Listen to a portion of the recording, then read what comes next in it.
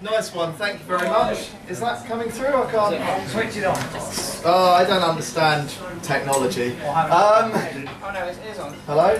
Swap it out. Yeah, there you go. Hello. Yeah. Great, right, hello. So, thank you so much for staying to the end of the day. I really appreciate that.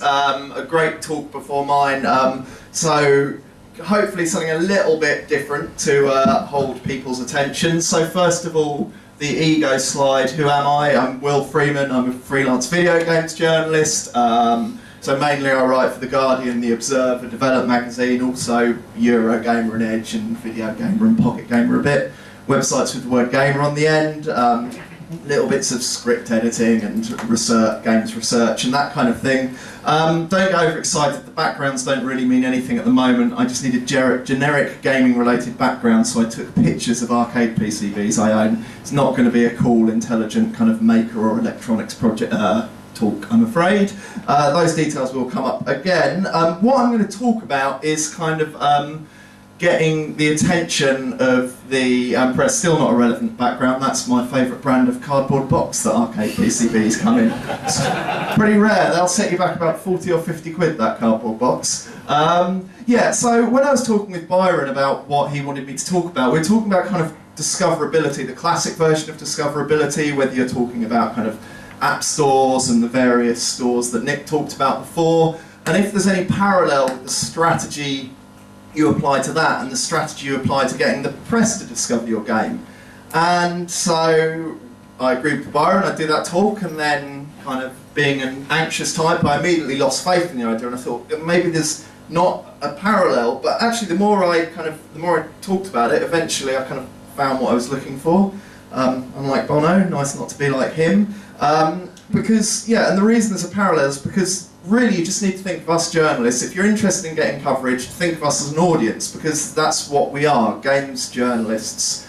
I can't see any other reason to get into games journalism than being enthusiastic about games, and we have lots of games to choose between, and you know, some people play games and think about them or talk about them with their mates. The only difference is I play games and I write about them. So approaching us as an audience is exactly the same thing as when you're in marketplaces and stores considering your audience. So, and there's more parallels. One of the things is I get exposure to a lot of games. This is a lot more pixely than it looks on my screen. That's not my game collection, I wish, but you know, I get dozens of press releases a day, and on during E3, or I hear there's some little event called GDC going on, or, you know, somewhere at the moment.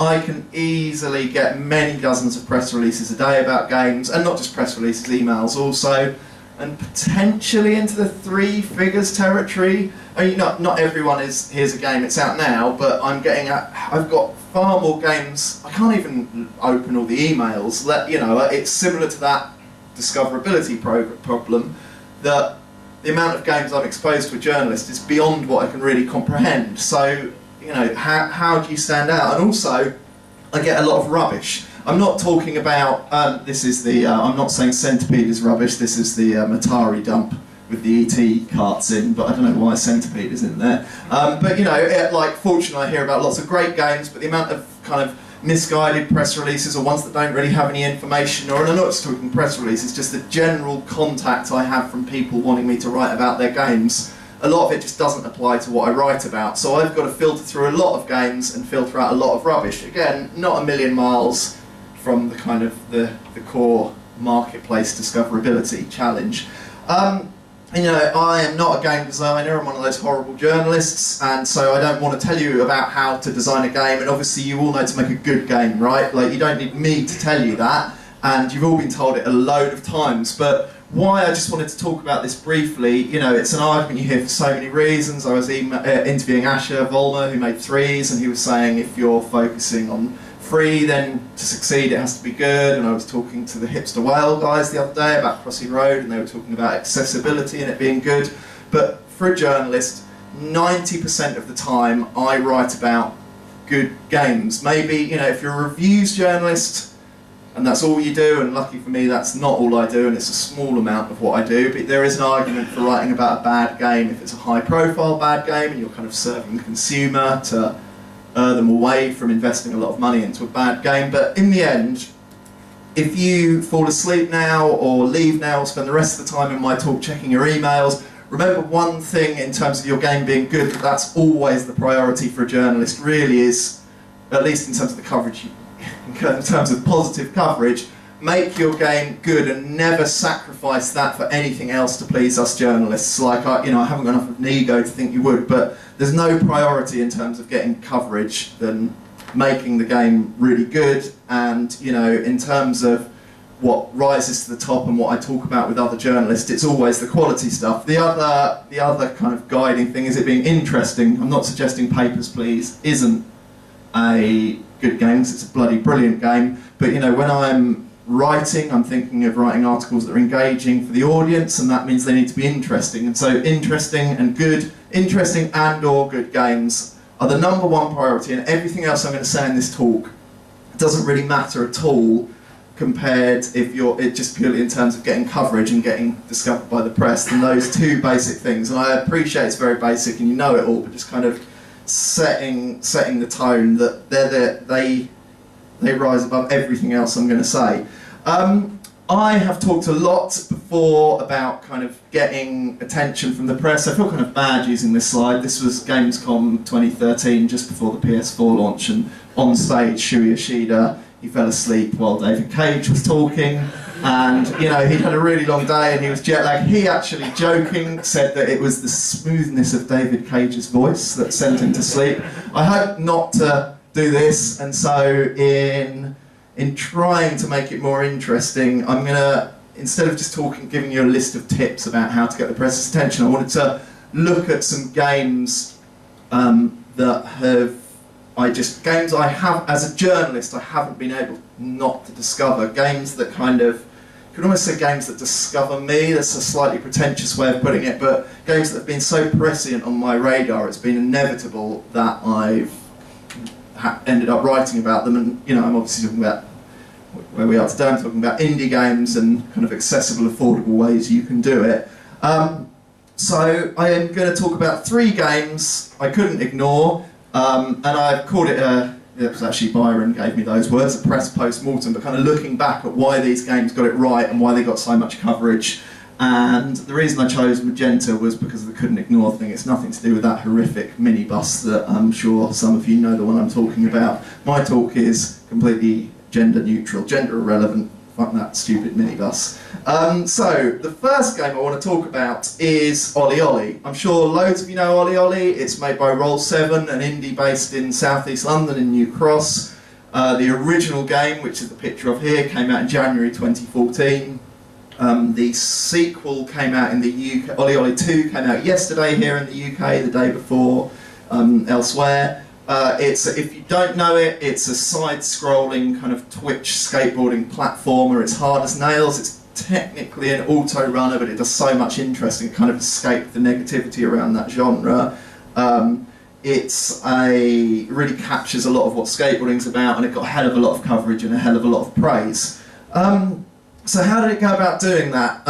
Bearing in mind, actually, the team behind it, they'd never released what we'd all agree is a game before. They were doing educational apps for some piece of experimental hardware that read your brainwaves, and they were, in fact, weirdly, my wife met them before I did, because she was at some education technology conference, and that's what they were doing. They had no contacts in the games industry, no presence in the games industry. They weren't on any of us press's radars before. But the first thing they got right is a really basic one. They started early. This picture is Develop Conference in Brighton 2012, which is when one of the guys from Ollie Ollie approached me. So yeah, it's a long time ago now. We were all looking a little younger. I can see Will Luton over there looking young. He looks far more haggard now. But we, what they, I had no awareness of Ollie Ollie or Roll7, and the game was in early stages then, and all they did was come up to me and tap me on the shoulder and stick quite a rough prototype under my nose at the conference. And it's going back to that point that people that get into games journalism do it because they've got an enthusiasm for games, and the way I put food in my mouth and pay my rent is my currency is information about games. And so I need people to come over to me and show me their games, and the earlier they do it, the better. And that's all they did. They didn't find my email address, they didn't kind of pay for access to a networking tool or anything like that. They just came over to me at conference, and that's something anybody can do. And you know, they sowed the seed of their game in my head. And the important thing is here, I get all those press releases and contact from people every day, and I can't remember press releases I got yesterday, but I can remember a conversation I had at Develop in 2012 because I spoke to a human and sat down and saw his game.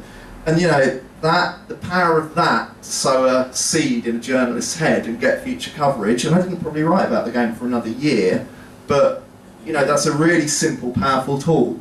The other thing they did early on was target their press. Those of you who know me know that I skateboard, and that doesn't particularly matter, except I'm a video games journalist that skateboards, and they were making a game about skateboarding, and all they did was see me with my skateboard. It was as simple as that. Now, obviously, they're lucky that they were making a game about skateboarding, and there's going to be like 50 full-time games journalists in the old school print dinosaur form like me. There's not many of us left, so you know they hit the jackpot there. But you know, what I'd say is every games journalist, even if your game isn't about hobby and there's not any games journalists, every games journalist has a genre they prefer, and most games loosely fit into a genre. Like you can do your research and you can find out who might be the most fitting journalist to approach first. Now, why does it matter to target one journalist? Like, I'm not that significant as a human being or an influencing force or anything, but the point is, us journalists are the games journalists are quite a tight-knit community. We talk to one another, we recommend each other games. I certainly find out quite a lot. I'd say, you know, a huge amount of what I find out is from fellow journalists. And so, and I'm going to come back to this later, but if you're limited on time, or limited on resource, or budget, or marketing experience, or even confidence about approaching people, select a few relevant targets early on, and that can kind of snowball and accelerate more than you might think in terms of the potential to get, you know, I wouldn't want to say I became an evangelist of their game, because it wasn't that, but I told other journalists about that game, I enthused about it, I kind of carried on engaging with the developer, and so there's a lot of potential just by being a little bit targeted early on that might get you further than kind of a blanket carpet bombing of cold contact press release emails or anything like that. Now, the other thing I wanted to talk about what Ollie Ollie got right was they partnered. Now, I kind of definitely warmed to the idea of proper indie and proper self-publishing and, you know, sticking it to the man and all that kind of thing. Like, who wants to partner with the big boys and big girls, whatever. I said earlier when there was that pink slide that it'd be gender neutral, and I've already gone off track from that. Anyway, you know, they didn't, Roll7 in partnering with Sony early on, they didn't lose their studio, they didn't have Sony email addresses, they didn't sell anything, Sony didn't have any influence over the IP, but suddenly they had access to a huge amount more, you know, kind of Sony's resource, Sony's contacts, people like Shuei Yoshida and people like that mentioning their game, and you know, suddenly Ollie Ollie was far more on my radar, and you know, they at Gamescom 2013 they had a whole skate park in the PlayStation area, and Roll7 wouldn't have afforded that on their own, but in partnering with Sony, I managed to get so much more exposure to the press, and I managed to hear about them so much more. And I think platform holders and publishers, compared to a few years ago, really do understand indie more and do understand the needs and do understand allowing people to stay independent. So it kind of surprised me when I was researching my, if you can call it researching, I was coming up with my talk that I'd end up kind of necessarily advocating this kind of thing, but purely in terms of getting press attention, which turns into coverage, it can be really powerful.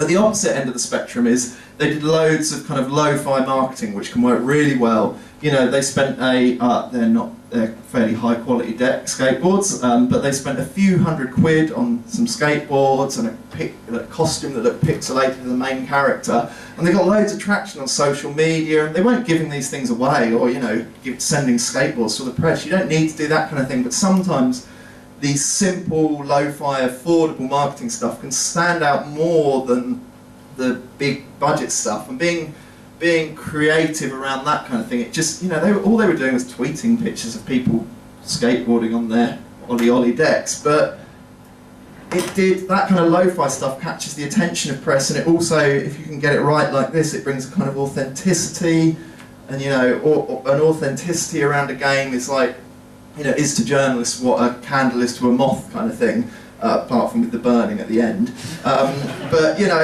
you don't feel like this. The simple stuff, if done right, can really, really stand out to us press. Is all I'm saying. The other thing is, they had my attention. They engaged me. They talked to me about skateboarding. You know, they weren't just talking about their game, they were kind of enthusing about skateboarding in general. They got my attention. I ended up writing about the game in a couple of places and reviewing it in The Guardian and Observer and so on. But after the game came out, they didn't stop that. They were still often at events coming over and tapping me on the shoulder. They were always saying hello. They were still engaging with me on Twitter. They were, you know, I mean, and you do want to keep a distance as a journalist and studio. You don't want to become too close at all, but they did in it. So this never happened. But they invited me to go and skate with them in New Cross, where they go for a skate every weekend, and this, that, and the other. And the point is, they, you know, so this is published Tuesday. I ended up reviewing Ollie Ollie 2 for Eurogamer. Oh, was it published Tuesday? Yeah, it was. So you know, they never let me fall off their radar, and that meant they were always on my radar. So after a game comes out, just maintain those relationships in all the same ways, and that will mean future coverage from us press. So to move on to the second game, and it might be one that's a little less high profile, is Voodoo Kitchen. Who's here has heard of Voodoo Kitchen? Yeah, I thought so. So this is a children's app, really nicely designed by a studio from Krakow in Poland. It's got a real kids' picture book feel. It did really well for itself, kind of financially, and you know, monsters come into a kind of kitchen restaurant setup, and you provide them, you make them cakes with insects and lizards' legs in and that kind of thing. It was made by a team of two, 22 Lab, who had never made a game before, never done any coding before, never been involved in the games industry or had anything to promote before, and within a month of me meeting them, I and tons of other people had written about them, and I'll come back to how well they did with the game. But one of the things they did, and I want to talk about the opportunity there is in pitching to press. They pitched really slick. That is a oil slick approaching Venezuela, the only copyright-free image of a slick I could find. But yeah, there's lots of these press pitching events these days. Pocket Gamer, obviously specific to mobile, and Tablet do the big indie pitch and very big indie pitch. I know Launch Conference up in Birmingham have one. There's lots of opportunities now where with that, I hate to say the word speed dating, but it's a kind of speed dating format where you get 5 minutes with groups of press and you go around and show them your game. And us journalists love them, and there's increasingly more of them, and they're a really good way of, you know, in an hour showing 30 or 40 press your game. But you get a lot of quite crap pitches, and you know, these aren't pitches to publishers or pitches to get money, they're just introducing people to your game. But these guys, 22 Lab, at the Krakow very big indie pitch by Pocket Gamer, like there were 20 or 30 press, and we were literally all blown away, not literally, that's a misuse of literally, we were very much blown away by the quality of their pitch. And afterwards, kind of, we're all quite stunned, kind of standing around after the event. We'd all seen 30 games, but these guys' pitch was so good, it really stuck with us. And just like Ollie Ollie meeting me in 2012, in 2013 they did this amazing pitch to me, and I can still remember it now. Again, I've forgotten 50 emails I've been sent in the last few days. I've completely forgotten what they were about or what the games were, but I remember this pitch.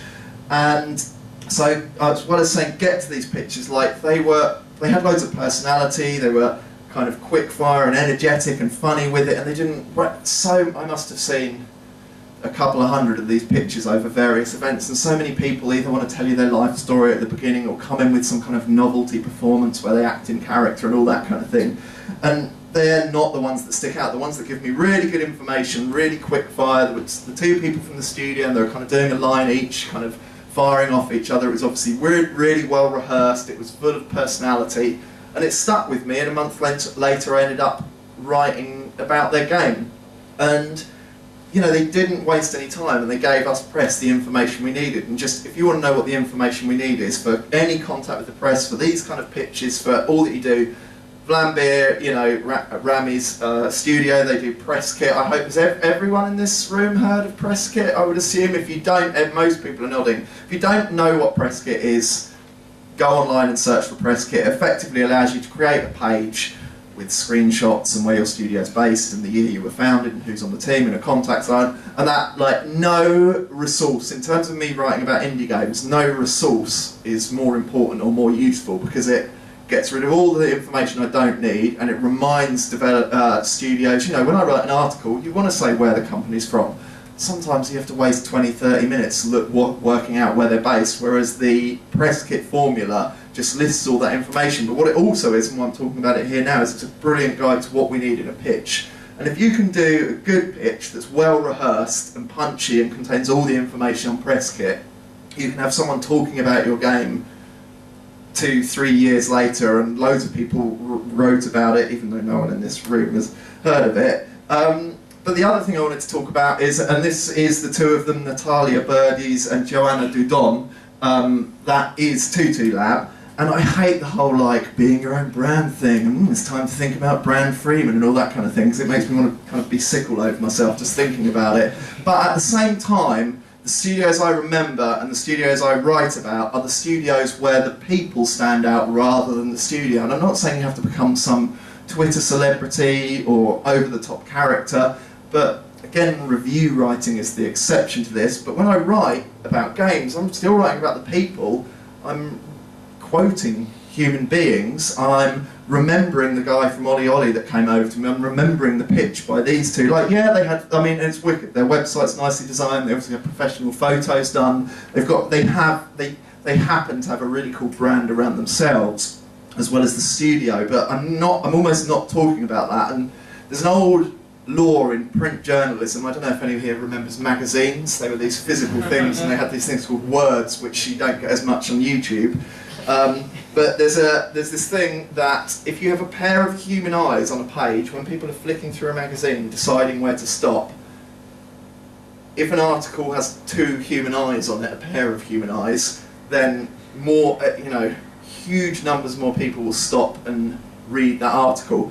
I'm not talking about you getting pictures of your eyes in lots of papers. What I'm saying is, like, the humans at your studio are an interesting bit to us journalists. They're who we contact, they're who we write about, they're who we quote, they're who I go back to ask if they want to be in another article. And I see a lot of studios kind of presenting, you know, their logo and their website and the brand and having this kind of anonymous thing behind it. And, you know, some studios get it right and it can work, but just getting your people out there more than your studio in terms of the press is really important. And it kind of connects to another thing, which is like, kind of, you know, I have to deal with a lot of info at addresses, and no journalists have faith in them when they're sending to one, and I totally see why you put that on your website, but have a press kit page and put a human being's email address in there, because also us press want to feel we're reaching out to people. That will really help kind of give the press faith that when they reach out to you, there's going to be someone there. Which brings me on to my next point, which is, oh, hang on, I was meant to move the slide, which is be responsive, really respond. I had to put an image credit in there, just pointing that out. I'm one of those rare journalists that's trained in journalistic law, so I'm terrified of being sued for, like, misusing an image. But yeah, the two women at Tutu Lab, like, when I needed press shots, screenshots, they had them kind of within 10 minutes. When I needed information, they had it there for me. When I had to ask a question in the middle of the night, you don't need to pander to us journalists in the middle of the night, I'm not saying that, but they were strikingly responsive in getting back to me with what I needed, and that helped with the first article I was written. But what it did is, more than that, in future articles I was writing, I remembered, you know, going back to that kind of comparison with discoverability, I'm spoilt for choice with the amount of there's more games and more studios than I can write about. It's a shame, I'd love to write about them all, but there's only so many column inches and so many publications.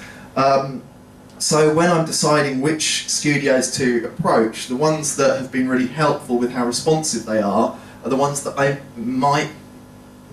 probably will write about again. You know, it really increases your chances. You know, they kind of built up trust, and it's not like I owe them extra coverage or anything like that, but they've given me a reason to cover them again. They've made my job easier, and you know, us press game developers are the busiest, but us journalists are pretty damn busy as well, so if you can help with that, then it'll get you more coverage. And you know, drawing it back to the discoverability thing, these guys, you know, they had a lot of event presence. They were really slick with pictures. They had a kind of strong studio and personal brand, and they were really responsive, and what that got them was being featured. They got featured not just in Europe, but all over the world. You know, they'd learned to code a couple of months before, and they're up there with Thomas Was Alone at the front of the App Store, not even on the games section in the main bit. Nowadays, they're kind of high-up speakers at Worldwide Developer Conference and that kind of thing. I could say they don't even need to make games anymore, and that's a shame, because they've done so well with the kind of the brand of their studio within the Apple thing. I mean, Thomas Was Alone, obviously Mike Bithell has done really well, right, at building a brand out of himself, if you want to put it that way. And lovely guy and being a nice person has got him that far, but these guys did it incredibly quickly, and the same strategy that got them press got them discoverability without having to sort of muck about with, I don't know, chart boosting technology and that kind of thing.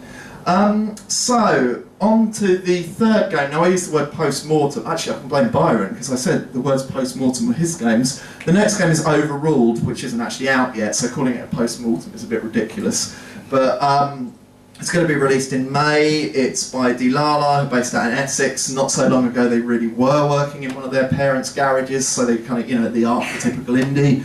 And if you don't know Overruled, it is best described, I guess it's a kind of Bomberman side-on multiplayer platformer that's very much inspired by the rules of the real-world card game Flux. I don't know if anybody knows Flux, but it's, you know, it's a card game you can touch, not like Hearthstone. And every second the rules and what you're trying to do completely change. And yeah, I just know I'm going to be writing about this game and the studio a lot. One of the first things they got right, and again, this isn't kind of something I naturally think of as something I should advise, but they partnered really well. Now, this is an awful slide because they didn't partner with Xbox One, they partnered with the other part of Microsoft. When they were doing their first game, Janksy, they partnered with the guys doing the Surface and Windows 8 thing.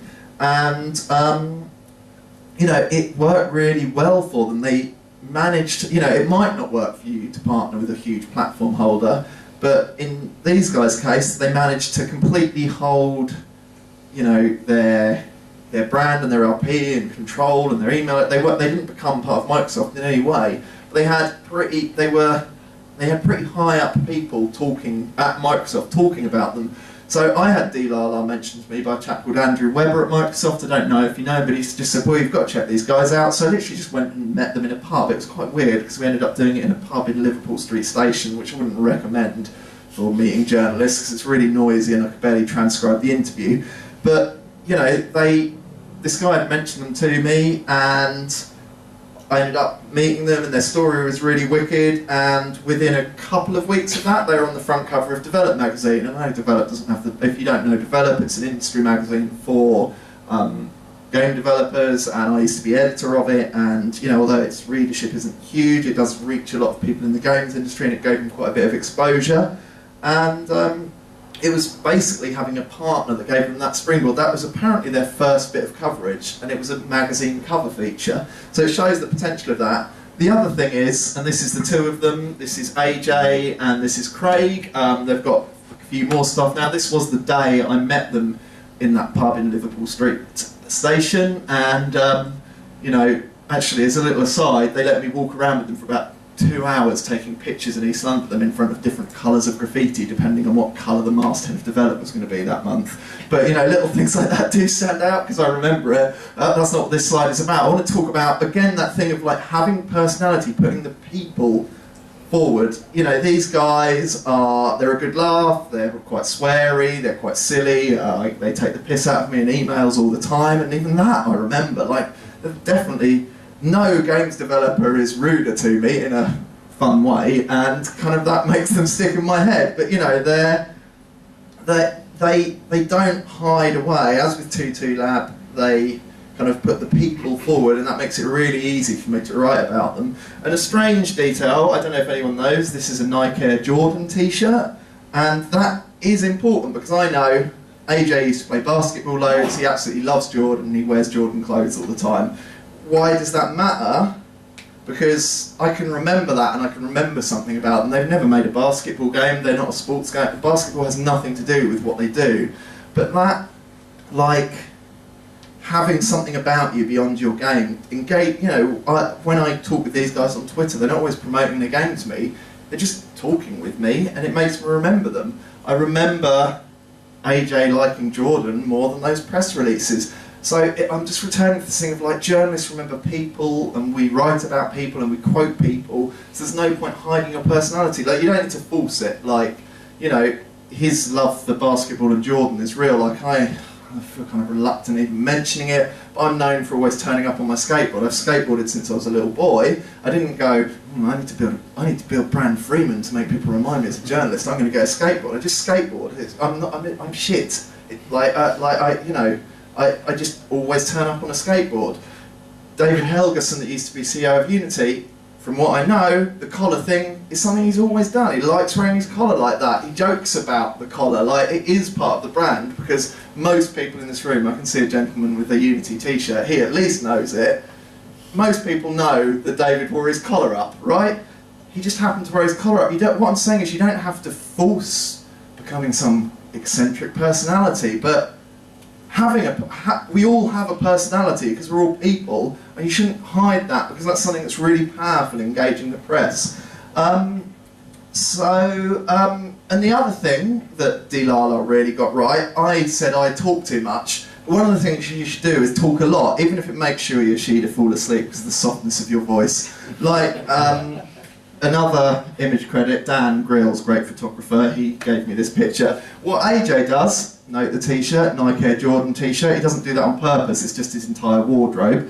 What he does is, he talks a lot at conferences, as I'm doing now, and in terms of, like, there's several ways that'll help you get the press's attention and let the press discover you and kind of put you in, seed you in the mind of press, is one, when, I'm not envious of the press going to that little thing GDC, because they don't get to be here, but when the press aren't all at bloody GDC, they're in the front row of conferences. And so one of the things is they'll write immediate stories about what you say. The other thing is you're presenting them as you're presenting yourself as an expert in front of them, and they're seeing the person. So when it comes to writing and they need someone to reach out to, this expert they've seen talking on stage is, you know, it's going to stand out more than the many other people that just try and contact them via email. And you know, we all know how many events and how many conferences, from wicked two-day ones like this to ridiculously over-the-top things like E3. Like, there's just millions of opportunities to talk, and it doesn't matter. You don't have to worry about like what level of experience you've got. If you've been developing games for 1 week, you're an expert in the experience of developing games for 1 week. Like, what you guys do for a living is interesting to people in audiences. There's loads of opportunities, and it will get you up there, and it will present you to the press, who normally fill the front couple of rows, as somebody to go to when they need information. Finally, and this goes back to that thing I was talking about to do with like sort of being us games journalists all talking to each other and recommending games and recommending developers to each other, is being available. This is an official press image of the day-to-day, but when the day-to-day came out, the BBC didn't provide very high-res images for the internet, because I don't think they were needed, so I apologise for the blurriness. The reason this is there is because I got a call from the team at the News at 10, and they said to me, we need someone who's, we need an indie developer who is making a game for the new Microsoft, for Windows 8 and their tablets. And so I thought, well, who have I seen who's been an expert on stage, who's got personality, who's been responsive in getting back to me? And you know, I get these calls, journalists get this kind of thing all the time, other press, people on radio, people on TV, other writers like me, asking for people. And you know, I don't want to recommend them someone who's going to end up being a dud, so I recommend the person that I've seen and I've heard talk, and I put them in contact with AJ, and he was on the News at 10 that night showing his game. And how relevant is the News at 10 audience to you, to your game? I don't know, but it's still a big audience, and it got it got a lot of exposure for their game. You know, they kind of did me a favour. Again, I'm not saying if someone does me a favour I'm going to write about them. Of course I'm not saying that kind of thing. But, you know, working together, like I don't know, like just helping each other out is a positive thing to do in the world. And, you know, it was wicked that AJ, it was good for his game, it was good for me, and he was the person that said yes immediately, went and did that. So next, you know, it's not that I owe him a favour or anything like that, but you do remember the people that were available. So next time I need someone to write about, maybe it'll be that studio. Again, I'm really surprised I'm going back to this thing of partnering, because it's just not something I naturally think of as really amazing. But this is Worms, that's Team 17. Team 17 are publishing Overruled, and just giving Overruled, the Lala's game, loads of exposure at so many events. And there just seem to be so many new wave indie publishers like Devolver and Mastertronic have been around a while, but they're, you know, part of that lot, or Curve Digital, or Team 17, these publishers that really can maintain your creative freedom and give your game exposure. And it does just mean I see the game more. If it isn't right for you, definitely don't go for it. But in terms of getting press coverage, working with I think the whole publishers are evil phase is over. I'm sure there's some crap ones, but there are good publishers that can help your game get coverage. And I'd say don't be scared. You're not going to be kind of selling your soul and losing control, because so many of the studios I've seen, indies I've seen that I've written about, have really benefited from a publisher relationship. Again, you don't need it, but if it's right, don't cut off your nose to spite your face. I've never quite understood the logic of that idiom, but you know what I mean. Like, don't miss an opportunity just because you're worried about the kind of downsides of partnering, because it can work really well. So, summing up, I've rattled through that quicker than I expected, which probably means I've missed some important points. Summing up, there's kind of 3 golden rules for keeping on the press radar. And I've boiled them right down quite tenuously to collaborate, contribute, and don't be a dick. So, and you can tell in at the end because we're back to the slides, back to the generic backgrounds. So by collaborating, I mean, like, you know, the games industry is already a really brilliantly collaborative one, and kind of working with the press when they need some help getting a quote from an article. You know, considering partners, be they publishers or platform holders. You know, working together with the people in your team to practice those pitches, like, just, you know, it's, I don't know, like, us press need you, and you need, no, you don't need us, actually. I'm going to retract that sentence. It's a whole other talk, is are we even relevant anymore? So, we do need, us press need you loads more than you ever need us, but we can all kind of, you know, if, I don't know, when you work collaboratively with us and send us, I'm not talking about partnerships or anything sinister like that, I'm just talking about sending us some screenshots when we ask for them. That can really help. Contribute, I mean, and this is even more important, is, you know, contribute to events by getting on stage, contribute to articles that aren't just promoting your game but are about a broader theme in games. You know, be available to contribute to the 10 o'clock news, like, and this ties in with the being responsive thing, it really helps. And I mean, don't be a dick is a bit tenuous, I just saw the sticker on my record player, but what I mean is, like, be friendly, put yourself, you know, have your personality and be personable and be helpful and be social at events and be nice, and that will really get you somewhere. Because, you know, if I'm really honest, if I'm prone to anything, it's getting on, you know, I don't know, giving attention to nice people, the people that are friendly and the people that are a laugh and that kind of thing. So kind of being nice and being positive, and more importantly than that, remembering that journalists write about people rather than companies, is, you know, have your personality.